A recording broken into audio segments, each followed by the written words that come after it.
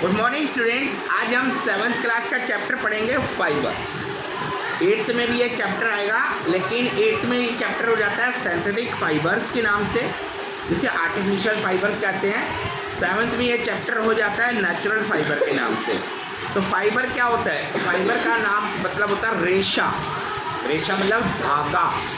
तो जो हम एक नेचुरली चीज़ से बनाते हैं, कपड़े को बुनते हैं, वो किससे बनेगा? धागे से बनेगा। और धागा किस किस से आएगा?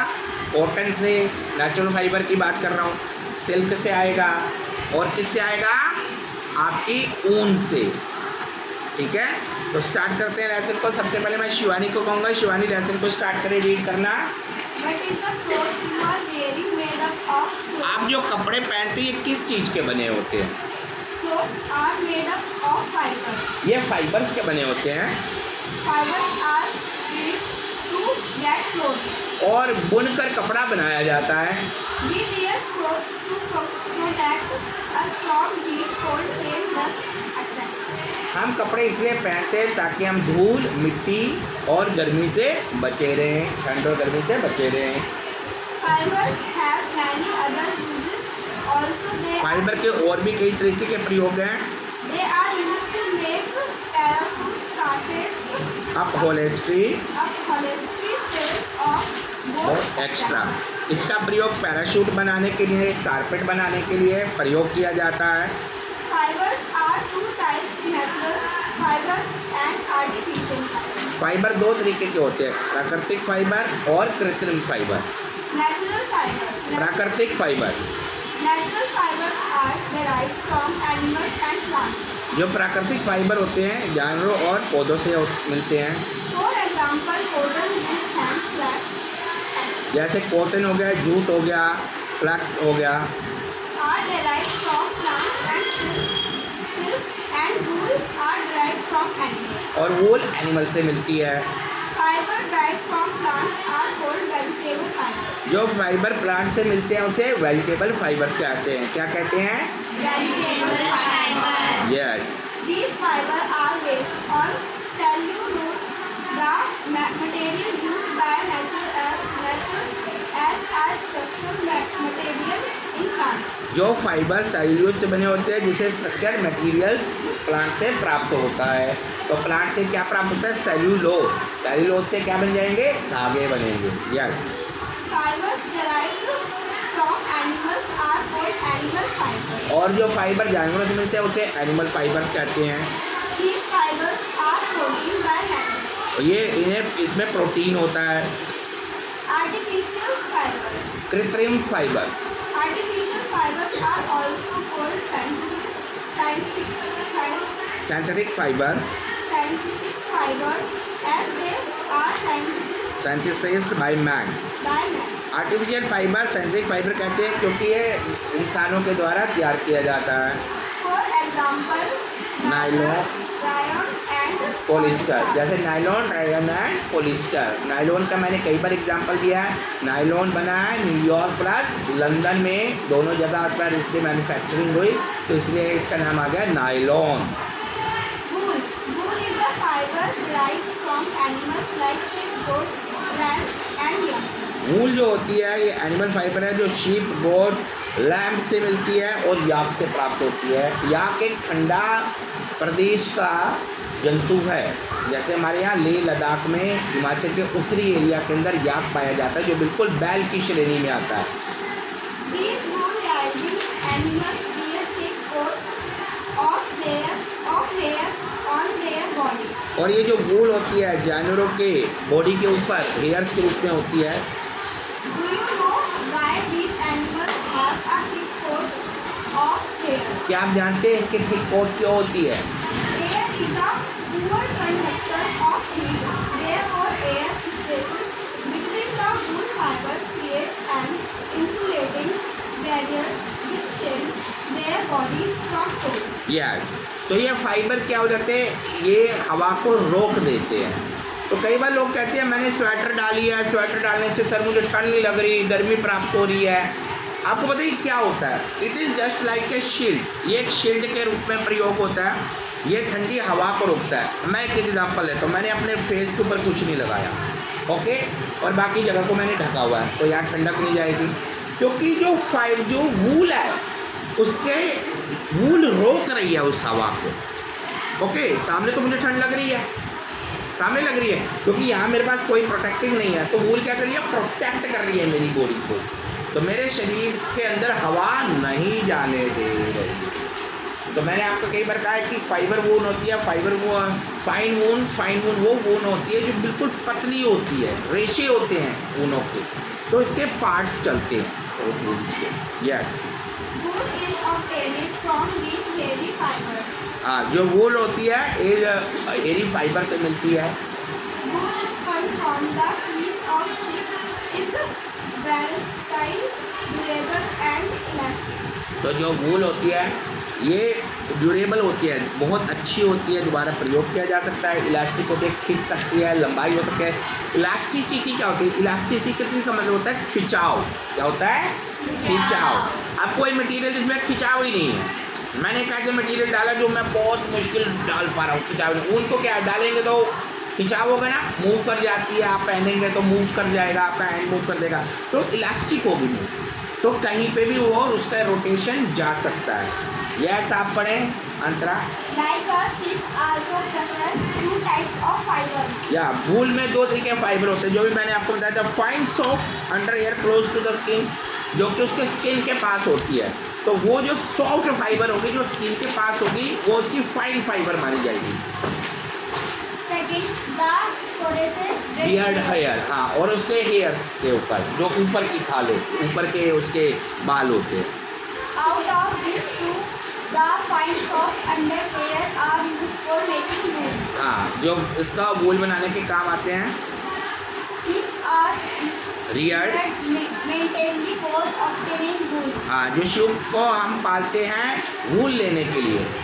They are mainly reared in dry land drylands and low rainfall, and और इन्हें सूखे एरियाज के अंदर रखा जाता है और जहाँ रेनफॉल कम होती है।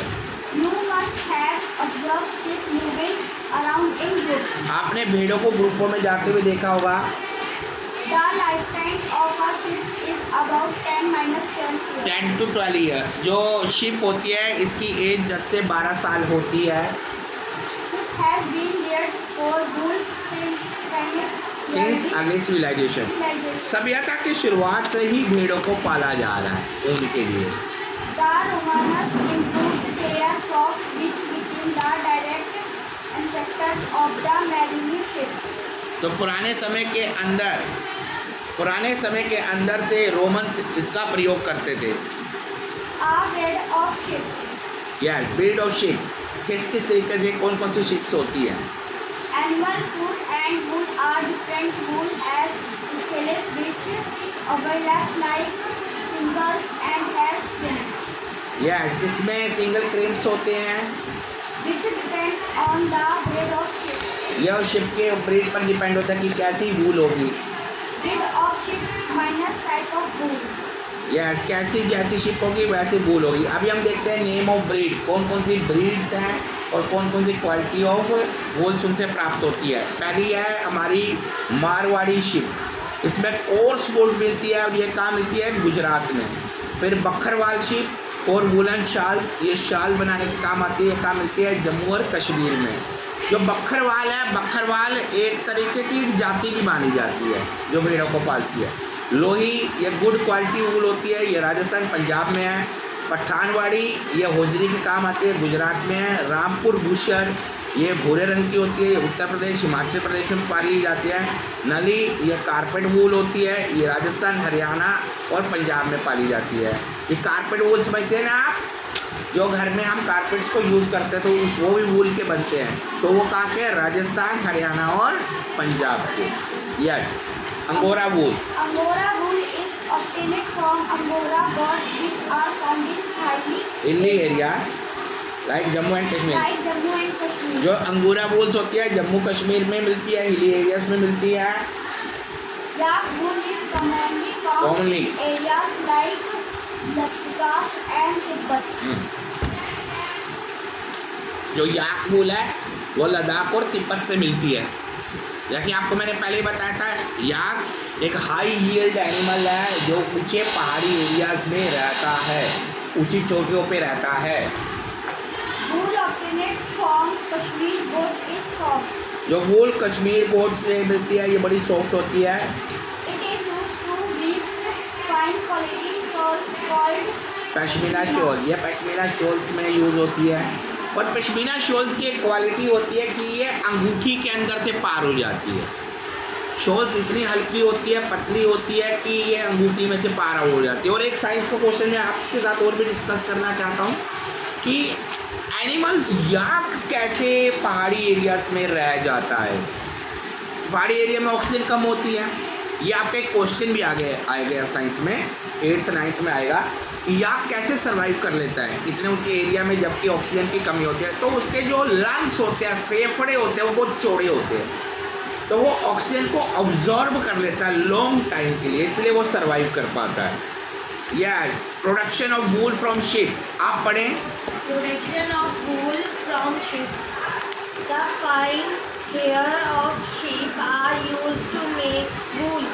तो अच्छे जो बाल होते हैं इसके वूल के, वो प्रयोग किए जाते हैं वूल बनाने के लिए शिप के। Some breeds of sheep process only fine under hair. These breeds are produced by selecting yes, the parents for obtaining special breeds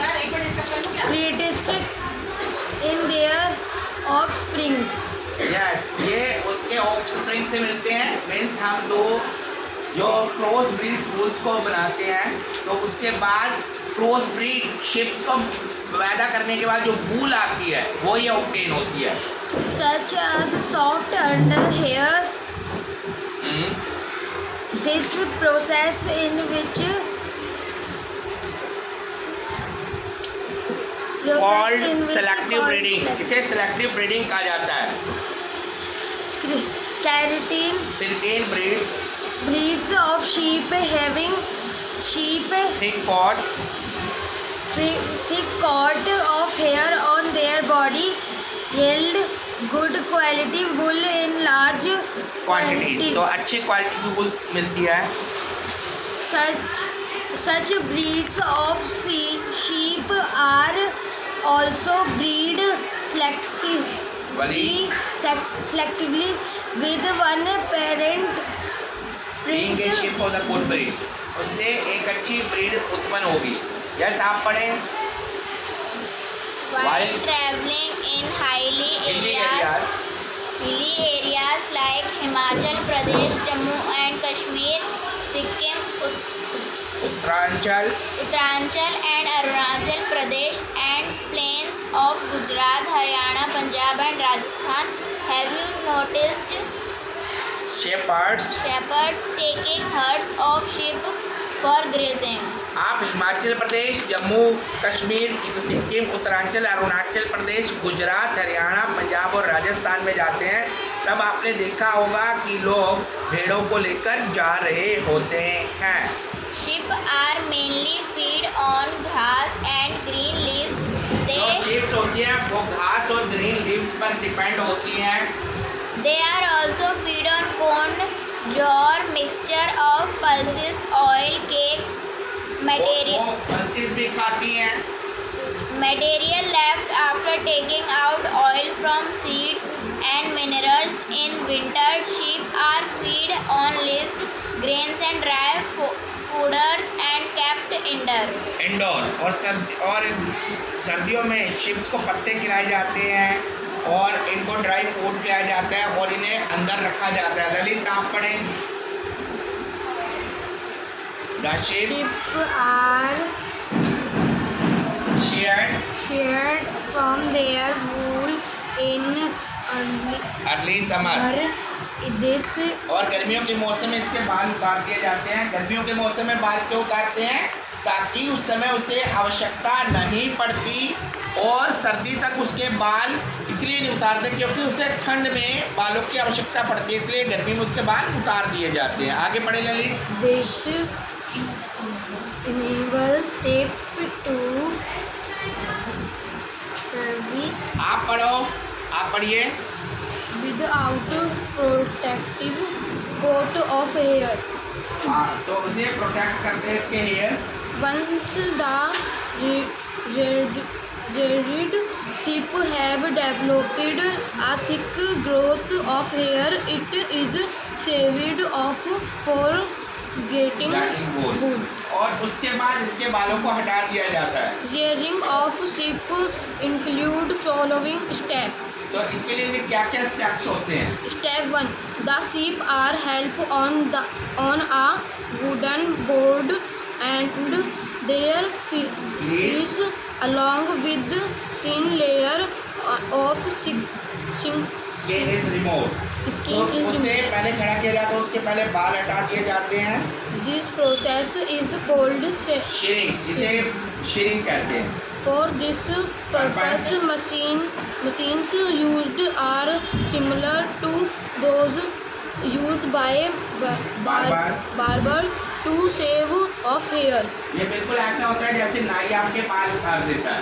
Shearing does not hurt the sheep as it does not hurt when one shaves or get a haircut. हाँ, तो ये बिल्कुल इस तरीके से होता है जैसे आपके बाल काटे जाते हैं तो आपको कोई चोट नहीं लगती, तो इस तरह शिप्स को कोई फर्क नहीं पड़ता। This is because the uppermost layer of the skin is dead. क्योंकि स्किन का ऊपर का जो लेयर होती है वो डेड होती है। The hair of sheep grow again just as our hair grow. हाँ, इसके बाल ऐसे उग जाते हैं जैसे हमारे सिर पे बाल उगते हैं, तो इसी के बाल दोबारा उग जाते हैं। Step 2. The sheared skin with hair is washed thoroughly in tanks to remove grease, dust and dirty. और उसके बाद इसके बालों को साफ किया जाता है, डस्ट को हटाया जाता है, गंदगी को हटाया जाता है और इसे स्काउरिंग कहते हैं। Step 3. Now the wool is graded and stored. Sorted. अब इसके बालों को ग्रेडेड किया जाता है, फाइन ऊन, उससे कम वाली ऊन, तो इस तरह इसको ग्रेड किया जाता है। The best quality wool comes from the shoulder and and side of the sheep. जो बेस्ट क्वालिटी जो वूल होती है इसके शोल्डर से, कंधों से मिलती है और साइड से मिलती है। the hairy skin is sent to a factory where hair of different texture are white, brown और ब्लैक। उसके बाद उसके कई कलर होते हैं, वाइट, ब्राउन और ब्लैक। हाँ जी, आप पढ़ें। यश। Step 4. The small fluffy fluffy coil burning Birds. birds are picked out of the hair and are so scout again. scoured again and the right. और उसके बाद इस प्रोसेस को बर्स कहते हैं। और फिर इसके बाद नेक्स्ट स्टेप पर हम जाते हैं। आप पढ़ें। the wool is rolled and tied with it woven wool into a bundle called wool sack. हाँ, और इसे बंडल में बांध दिया जाता है जिसे वूल सैक कहते हैं। Step 5. The fibers are now dyed in various color as the natural fleece of goat and sheep are white, brown and black. हाँ, उसके बाद इसको कलर्स में डिवाइड किया जाता है, ब्लैक, ब्राउन और ब्लैक कलर्स में शिप्स के बाल आ जाते हैं। जो आप मोस्टली स्वेटर्स डालते हैं तो अलग अलग डिफरेंट कलर्स की होती है ना। शुभम, आप पढ़ें। The dyed fibers are then passed through metal teeth to straighten them. उसके बाद जो फाइबर्स होते हैं इसे मेटल कीट से कस दिया जाता है ताकि बाल जो हो जाए वो स्ट्रॉन्ग हो जाए, ऊन सही बन जाए। This process is called carding. जिसे कार्डिंग कहा जाता है।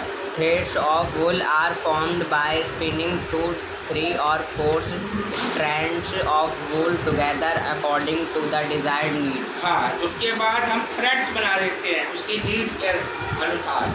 The longer fibers are made into wool for sweaters and shorter fibers are spun and woven into woolen clothes. हाँ जी, और लंबे जो धागे होते हैं उनका प्रयोग किया जाता है स्वेटरों के लिए, छोटे धागों के लिए, बाकी चीज़ों को बुनने के लिए, जुराबे।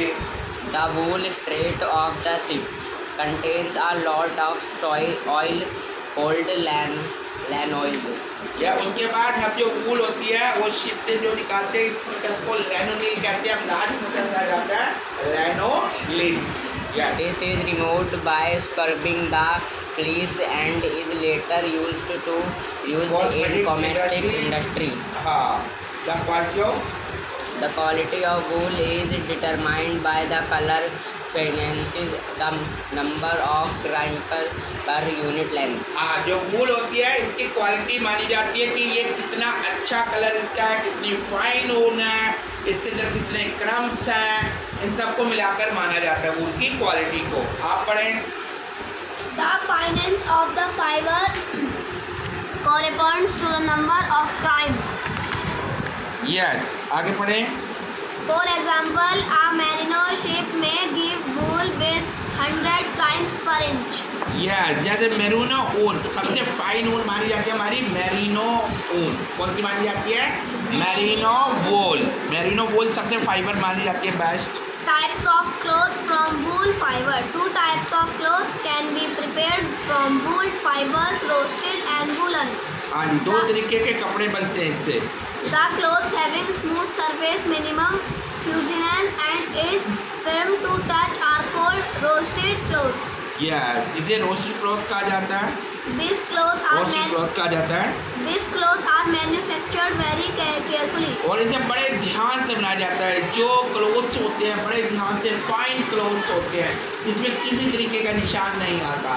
वो हमारी मेरिनो शिप से बनते हैं और ये सबसे फाइन वूल होती है। For example, crepes, gabardines, etc. Yes, इसके एग्जांपल हैं।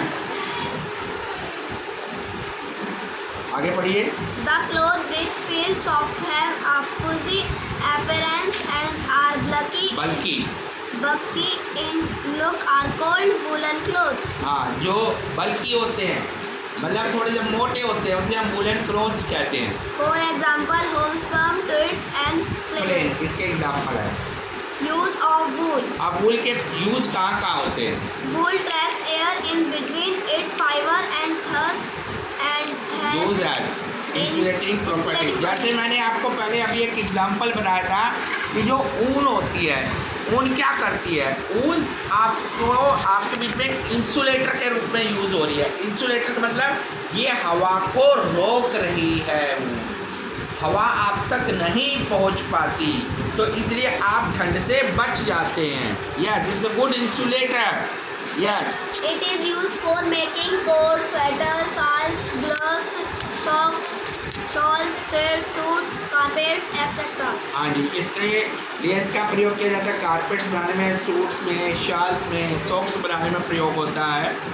अब हम नेक्स्ट पढ़ेंगे सिल्क के बारे में। किसके बारे में पढ़ेंगे? Silk is also a natural fibre. Silk भी एक नेचुरल फाइबर है, प्राकृतिक धागा है जो सिल्क के कीड़े से बनता है। और ये शहतूत के पेड़ पर सिल्क के कीड़े होते हैं जो सर्वाइव करते हैं, रहते हैं। अब हम सिल्क के बारे में पढ़ रहे हैं। सबसे पहले आप पढ़ें सिल्क के बारे में। Yes, what's your name? My name is Kunal. Kunal, yes, पढ़ें आप सिल्क के बारे में।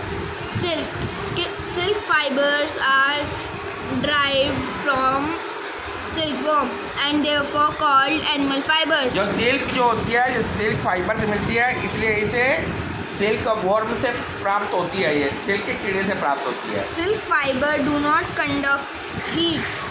इसमें गर्मी पैदा नहीं होती। They are called insulators ये अच्छे इंसुलेटर होते हैं and therefore keep one warm in winter and cool in summer. हाँ, तो गर्मी में ठंडे रहते हैं और सर्दी में गर्म रहते हैं। Silkworm spin the silk fibers.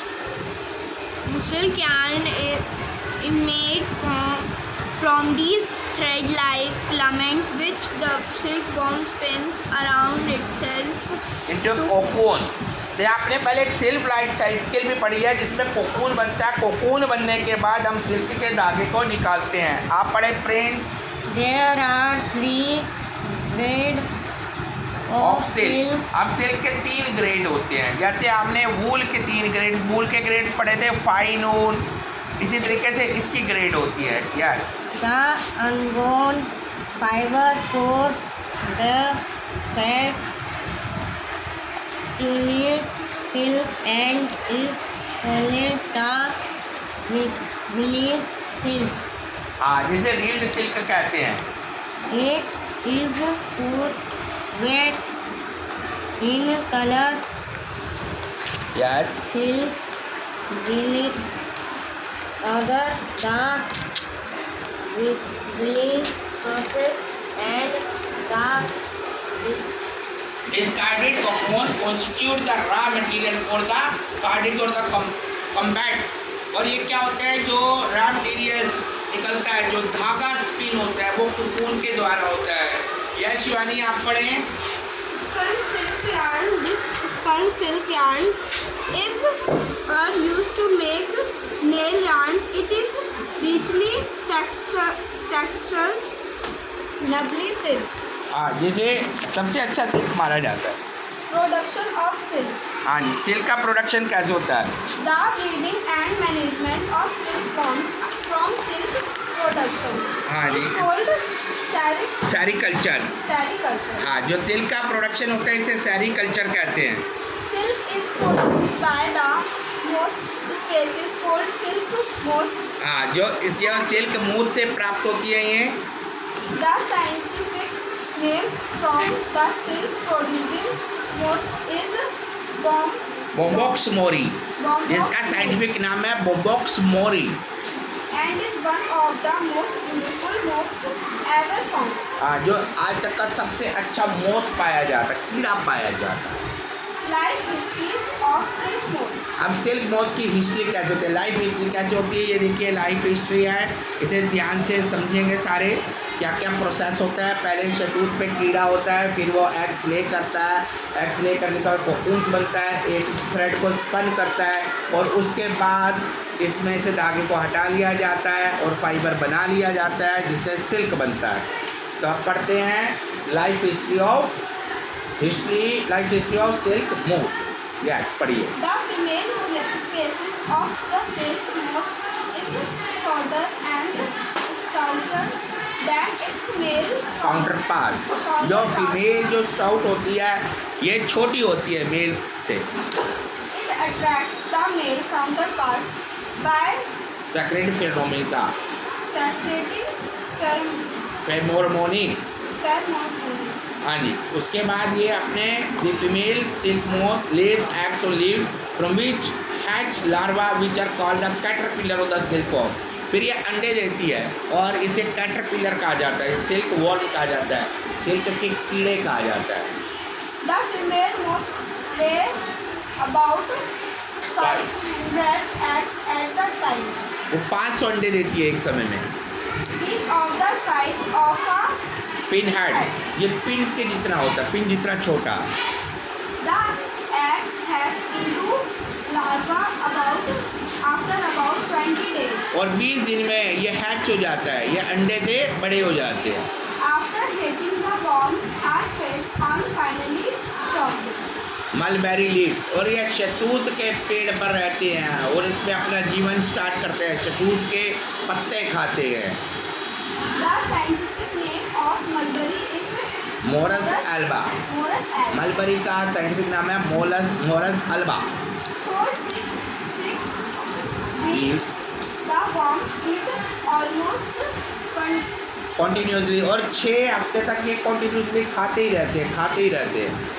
during these period their silk glands also develop and attain 1/3 the size of the larva, larva. और वो इतने मोटे हो जाते हैं कि 1/3 साइज बन जाता है लार्वा से उसका। At this stage, the caterpillar is ready to enter the next stage of its life lifelessly called pupa, और इसके अगली स्टेज प्यूपा बनती है। It first gives a neck to hold itself. हाँ, It swings its head from side to side in the form of the figure of 8. During this movement, head of the caterpillar secretes red, sticky substance made up of proteins which hardens on exposure to air and becomes silk fiber. Fibre. उसके बाद इसके proteins के धागे मिलते हैं जो कि silk fibre बन जाता है। Soon the caterpillar completely covers itself by silk fiber and this covering is called cocoon. हाँ, और वो कवर करना शुरू कर देते हैं, इसे कोकोन करते हैं और इसे बाद में उबाल दिया जाता है, धागे निकाल दिए जाते हैं। The cocoon are spun by using two threads from the two glands. The worm spins the yarn in a figure of 8 and finally the two ends of cocoon is small and about 5005 silk worms are required to produce 1 kg 2.2 of the raw silk. अब इसके अंदर 5500 हमें silk worms चाहिए 1 kilo silk बनाने के लिए। कितना महंगा पड़ेगा देखिएगा।